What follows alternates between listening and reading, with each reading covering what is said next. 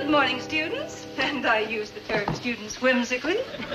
Well, you are all no doubt wondering why we're meeting out here today instead of in our regular classroom. All right, so you are not, no doubt, wondering. But I am your beloved history and biology teacher, and I have prepared a stirring speech that I don't intend to waste. So I'm going to tell you anyhow, and you will A, listen with eager, fascinated attention, or B, win a real-life flunk notice of your very own. The A's have it, and so much for the art of gentle persuasion. Now to business. When our beloved founder, S. Peter Pryor, arrived here many years ago, he stood on this spot and proclaimed for all the world to hear, "This is where I shall establish my college." Rumor has it that he picked that particular spot because his feet hurt and he didn't want to irritate his bunions. However, those are probably only the words of opposing real estate operators. At any rate, this plaque stands on the most hallowed piece of ground on our campus. Tomorrow, they're going to remove the crumbling old base on which it was built and replace it with a newer, sturdier one. Now, barring unexpected foreclosure of the mortgage, the new base should endure for many years. So to celebrate the occasion, we are going to cement into it a most fascinating object, a time capsule. A time capsule, Dr. Burkhart? A time capsule, Mr. Gillis. You do know what a time capsule is, don't you? I sure do. Don't we, Zelda? You bet, Poopsie. Mm-hmm. A time capsule is a cylinder made of lead, which, when properly sealed, becomes absolutely airtight. Thus, objects placed within it remain in perfect condition for hundreds, even thousands of years. Thank you, Miss Gilroy. An excellent recitation, as usual. You're welcome. Certain objects, carefully selected to be representative of our culture, will be placed in the time capsule before it is deposited in the base of the plaque. Mr. Osborne, do you know why?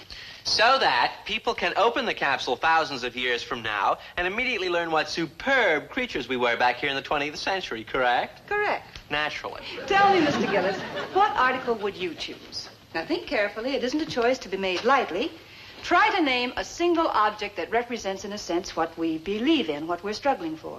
A photograph. That's what I'd put in that capsule. A photograph of what? Of a girl. I should have known. Any particular girl? No, any girl, just so she's soft and round and creamy and lovable. Because girls like that are the finest things our civilization's ever produced. And they're sure what I believe in and struggle for. Constantly, Mr. Gillis, constantly. Your choice is hardly a profound one, but as a member of the sex in question, I can only say hear, hear.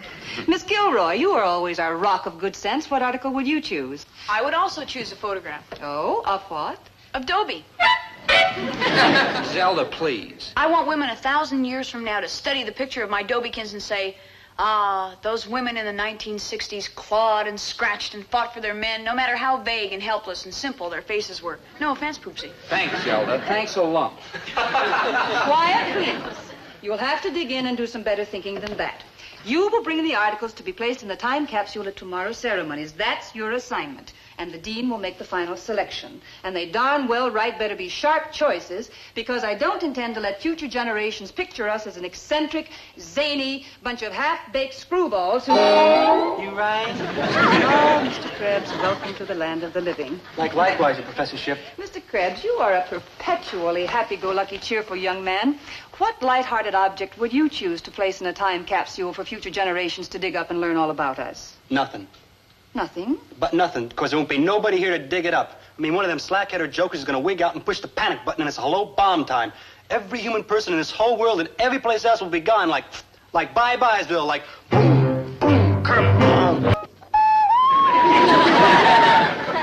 Who says a propeller beanie and a sweet potato aren't great examples of the kind of people we are? I do, and I'm beginning to wonder whether you're worth all the time and effort I'm putting in trying to get you to shape up. I'm not, Zelda, so goodbye. You are, and stop with the tricks already. You'll never get away. Zelda, what do you want with me? I'm shiftless, irresponsible, I'm not too bright. That's right, Snookums. Don't agree so fast. Also, you squint, you're pigeon-toed, and you'll be bald before you're 30. No offense, Zelda, but it'll be a cold winter in July before anybody sees your picture hanging in the men's locker room. We're both a couple of dogs, and we're stuck with each other. It's love, Buster. You can't fight it. I can try, Zelda. I can try. Sit down, mister, and cut the back talk. We got to get cracking on the thingamabobs for the time capsule. Yeah. The program starts at 5 sharp, and we got to think about what we're going to pick. Mm-hmm. Now, here's what I've picked. So far, I can't decide between a can opener, a ballpoint pen, and a bar of soap. They're all typical of our culture. Well, I've got some airmail stamps and a jar of instant coffee and one of my old wallets. They're all typical, too. The wallet's empty. With me, that's typical. Well, this one's natural. Copy of today's newspaper. See? It's just like I told you. Ooh, them big, black, spooky headlines. Oh, and you say we ain't doomed. Dig this. Gang war in South Side. Dismembered torso in swamp. Monster devours Cleveland. Maynard, that's the movie page. Oh, read the rest of it. Even worse, you'll see. You bet I'll read the rest of it. I'll read some of the good news you insist on ignoring. Listen. Leaders meet at Peace and Friendship Rally. How about that, Maynard? How about this? Peace and Friendship Rally breaks up in brawl and fist fight. How about this? Tigers maul Yanks. Maynard, those are the baseball scores. Oh. No, not exactly, Dobie. 2 American hunters while tracking wild animals. Never mind. See, everything's going bad. Nothing good's happening. We're like doomed. Maynard, enough. Sure, there are unpleasant things going on in the world. We all know about it. But do we run around depressing everybody, hollering boom, boom, kerboom? No.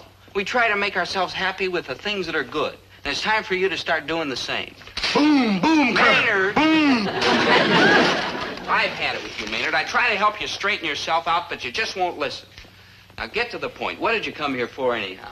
Oh, I was talking to Chatsworth Osborne Jr., see, and I wanted to get your advice. Okay, Maynard, I'll give you a big, fat chunk of advice. Wise up and stop trying to destroy everybody's faith in the future. If everybody felt the way you do, we might just as well run up a white flag and quit.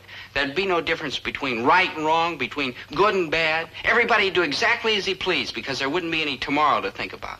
If you wanted something, it'd be fine and dandy to go right ahead and take it or steal it. Why worry about how you'll feel about it tomorrow? Because there isn't going to be any tomorrow. Now, what's this question you want to ask about Chatsworth? Oh, it don't matter. You just answered it. Like, bye. Don't bother dragging the river from my body. Maynard, look. Cause I ain't got the bus fare to get to the river.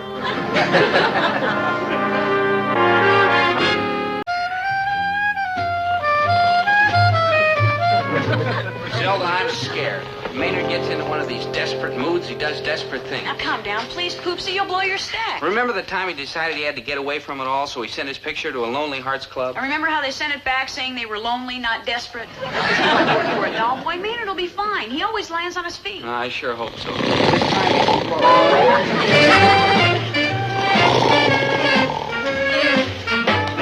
Maynard, wake up. Maynard, where you been? We've been half out of our minds worrying about you. I had like problems, so I took a walk to do some thinking. And what happened? Oh, you know me, though, but as soon as I think for more than 2 or 3 minutes, I fall asleep. Like this. Maynard, wake up. Did you solve your problem? Not yet. I'm still thinking. This problem of yours, does it have something to do with this boom, boom, kerboom silliness you've been carrying on about? That ain't silly, and yes, don't you see, Dobe, if things ain't black and gloomy like I've been telling you, how come we don't know it? Maynard. How come every time you read one of them newspapers, nothing looks better, only worser? Including your English. Listen, I don't know how I can prove to you that the world isn't on its last legs, but somehow inside, I just know it. We all do. Sure, Maynard, and when the time comes, you'll know it, too. You'll feel it in your bones. You'll sense it. The cornerstone ceremony's starting. We'd better go. Come on, Zelda. I understand the members of your class have brought objects they consider to be representative of our era. And from these, I am to choose those which will be placed into this capsule. Oh, yes, Dean Magruder. And I'm sure, more or less, that they've come up with some very good ideas. We shall see. Now, Miss Gilroy. Yes, sir. What items have you chosen for the capsule as being representative of our society? I have a light bulb, a pocket dictionary, a can of push-button shaving cream, a can of push-button whipped cream, and a can of push-button toothpaste. Thank you, Miss Gilroy. An excellent selection. I also had a can of push-button hairspray, but I used it on the way over. Mr. Gillis, what have you chosen? Well, I've chosen a box score from the World Series and a picture of Commander Shepard, our first astronaut, and one of my mother's deep dish apple pies. Pie, Mr. Gillis? A deep dish. What could be more typical of our society? But to be perfectly honest, it's only half a pie. I got hungry on the way over. When historians dig up the capsule in the year 3000, I'm sure that fact will not go overlooked. Mr. Osborne, tell me, what items have you picked for the capsule? Not items, Dean Magruder. An item. A single object which I assure you represents everything of value in our society. A copy of the Osborne family coat of arms, complete with the stirring motto which has guided our footsteps throughout history. Hoc, nihil, substantium, tangere. Most impressive, Mr. Osborne. And what is the literal translation? Never dip into capital. This served our family well. Imagine. Mr. Krebs, have you given thought to what you would like to place in the capsule? Yes, sir, your Deanship. What I put in that capsule is nothing. Nothing, Mr. Krabs? But nothing, because the way things are going now, there'll be nobody around to dig it up anyhow. Maynard. All you gotta do is look at them big, black, spooky newspaper headlines. You'll see them like right. Everybody's yelling and hollering and arguing. I mean, there's no hope for nobody. I mean, we're like heading straight for boom, boom, Kirk, boom. Surely, Mr. Krabs, things can't be that serious. Oh, they're serious. Hey, all you hold gotta it! There's something buried in here. I kept hooking my shovel into it. With my luck, it couldn't be oil. At the base of the plank? What could it be? I don't know. Let's find out.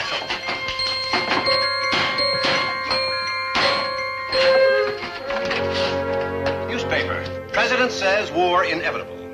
Future termed hopeless. Leaders agree. See, what did I tell you? Like hopeless, like woe is me, like boom, boom. Now, just a minute, Mr. Krabs. Let me read further. Civilization on verge of collapse. Like, wow, let's head for the hills. It's even worse than I thought. Yes, mankind headed for calamity. And the paper is dated 1911. That's 50 years ago. Yeah, that's exactly what I've been telling you. I mean, we're miserable. 50 years ago? Yes, Mr. Krabs, 50 years ago. When they put in the original base for that statue, even then, apparently, they knew something about time capsules.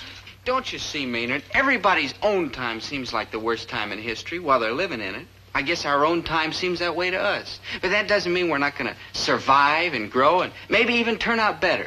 That's the way it is with people. 50 years ago, they didn't think we had any future either. But we're still here, aren't we? Still struggling, but still around. Yeah, I guess cats like us will always be around. I mean, we don't use our heads too good all the time, but we're sure in there trying. Good thinking, Maynard. Very good thinking, Maynard. Very good thinking, Maynard. But, like, thank you, Dr. May we dispense with Old Home Week and get on with the ceremony? Now, Mr. Krabs, do you still want to put nothing in the time capsule? Oh, no, your cap and gown ship. I want to put something real progressive in there. A note. Here, here's it. Write this good small girl. To all you cats in Futureville, like, hi.